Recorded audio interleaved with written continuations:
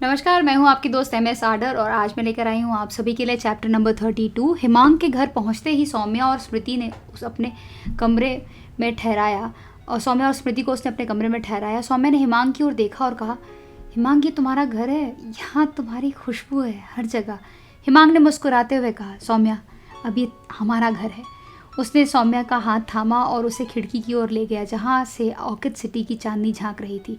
सौम्या ने उसकी बाहों में सिर टिकाया और बोली, हिमांक तुम मेरे लिए वो चांद हो जो हर रात को रोशन करता है। हिमांक ने उसके होठों को अपने करीब लाते हुए कहा, और तुम मेरे लिए वो तारा हो जो हर अंधेरे में चमकता है। उनका किस उस शांत रात में एक गहरी कसम बन गया। अचानक घर की बत्तियां टिमटिमाने लगी और बाहर से एक तेज आहट गूंजी। हिमांक ने अपनी पिस्तौल निकाली और सौम्या को पीछे खींचा। कौन है वहाँ? सौम्या की सांसें तेज हो गई। हिमांक, ये फिर से वही साया है ना? हिमांक ने खिड़की की ओर बढ़ते हुए कहा, जो भी है मैं इसे ख़त्म कर दूंगा। खिड़की के पास पहुंचते उसने देखा कि एक काला साया तेज़ी से गायब हो रहा था। हिमांक ने दरवाज़ा खोला और बाहर निकला। सौम्या उसके पीछे पीछे थी। स्मृति कमरे में ही रह गई और उनकी आंखों में डर था। हिमांक और सौम्या घर के पीछे के बगीचे में पहुंचे जहां धुंध के बीच साये के कदमों के निशान दिख रहे थे। हिमांक ने सौम्या का हाथ थामा और कहा, सौम्या मेरे करीब रहो। सौम्या ने उसकी बाँह पकड़ ली और बोली, हिमांक तुम्हारे बिना कहीं नहीं जाऊंगी। निशानों का पीछा करते हुए वे एक पुराने कुएं के पास पहुंचे जो घाटी के किनारे पर था। कुएं के पास एक नोट पड़ा था, स्मृति अगली है। सौम्या की सांसें थम गईं। हिमांक माँ। हिमांक ने उसे अपनी बाहों में खींच लिया और कहा, सौम्या मैं अभी घर के अंदर अकेले जा रहा हूँ, तुम यहीं रुको। लेकिन सौम्या ने उसका हाथ पकड़ लिया। नहीं हिमांक, मैं तुम्हारे साथ अंदर चलूँगी। वे तेज़ी से घर की ओर दौड़े। घर पहुँचते ही हिमांक ने कमरे का दरवाज़ा खोला, लेकिन स्मृति वहाँ नहीं थी। सौम्या चीखी, माँ कहाँ है? हिमांक ने कमरे की तलाशी ली और खिड़की के पास खून के कुछ छींटे दिखे। उसकी आंखें सिकुड़ गईं। सौम्या, उन्हें अभी अभी ले जाया गया है। सौम्या हिमांक की बाहों में गिरी और रोते हुए बोली, हिमांक माँ को बचा लो प्लीज़। हिमांक ने उसके चेहरे को अपने हाथों में लिया और कहा, सौम्या मैं अपनी जान देकर भी उन्हें वापस लाऊंगा। उसने सौम्या के होठों पर एक गहरा किस किया और बोला, तुम मेरी ताकत हो। सौम्या ने उसकी आंखों में देखते हुए कहा, और तुम मेरी उम्मीद हो। उसकी सांसें एकदम से रुक सी गई थी। दोनों एक दूसरे को देखकर थोड़े पल के लिए गुम से हो गए थे। एक प्यार की अनकही शक्ति उनके अंदर जागृत हो गई थी। हिमांक ने रेवन को फ़ोन किया।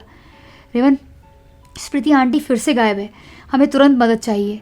रेवन और राहुल कुछ ही मिनटों में बोलेरो लेकर पहुँचे। हिमांक ने उन्हें सारी बात बताई।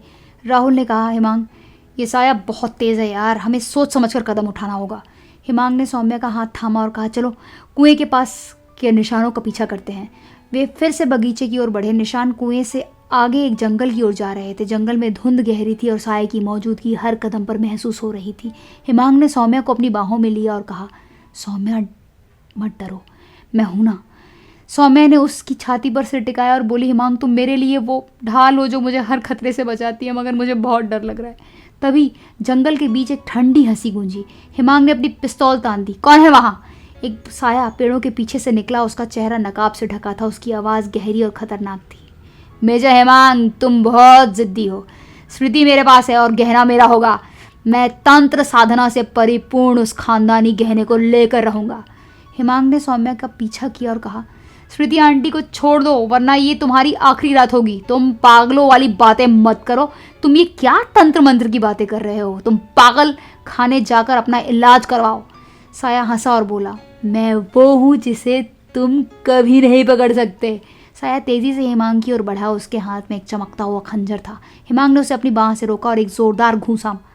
साया पीछे गिरा, लेकिन फिर उठकर सौम्या की ओर झपटा। सौम्या चीखी, हिमांक। हिमांक ने तेजी से सौम्या को अपनी बाहों में खींच लिया और गोली चलाई। गोली साया के पैर को छूते हुए निकल गई। वो चीखता हुआ जंगल में गायब हो गया। सौम्या हिमांक की बाहों में कांप रही थी। हिमांक माँ को बचा लो। हिमांक ने उसे गले लगाते हुए कहा, सौम्या मैं इन्हें ढूंढ लूँगा। उनकी सांसें एक दूसरे में मिल रही थी और उस रोमांटिक पल में एक अलग सी शुरुआत हुई थी। सवाल अभी बाकी था, ये साया कौन था और स्मृति कहाँ थी? प्रेम नगर की रात गहरी हो चली थी और ऑर्किड सिटी का जंगल अब शांत था। हिमांक और सौम्या जंगल से लौटकर हिमांक के घर पहुंचे जहां स्मृति का गायब होना उनके दिलों में एक अनकही बेचैनी छोड़ गया था। सौम्या हिमांक की बाहों में सोफे पर बैठी थी। उसकी आंखें नम थी। हिमांक ने उसके चेहरे को अपने हाथों में लिया और धीरे से कहा, सौम्या मैं तुम्हारी माँ को ढूंढ लूँगा, मेरा ये वादा है। सौम्या ने उसकी आंखों में देखा। उसकी सांस कांप रही थी। हिमांक मुझे तुम मुझे हर डर से लड़ने की ताकत देते हो, मगर माँ के लिए मुझे बहुत चिंता हो रही है। हिमांग ने उसके माथे पर नर्म किस किया और कहा, तुम मेरे लिए वो सुकून हो जो हर तूफान को शांत कर देता है, प्लीज़ मुझ पर भरोसा रखो। सौम्या ने उसकी छाती पर से टिकाया और बोली, हिमांग आज रात मैं तुम्हारे पास रहना चाहती हूँ। हिमांग ये सुनकर अवाक रह गया।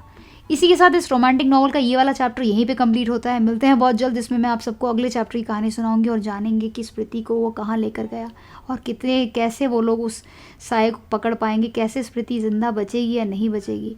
दोस्तों, अगर आपको ये ऑडियो बुक थोड़ी पसंद आई तो ऑडियो बुक को लाइक कर दीजिए और चैनल को सब्सक्राइब नहीं किया तो चैनल को सब्सक्राइब कर लीजिए। Thanks for watching. हमेशा मुस्कुराते रहिए। Have a blissful life.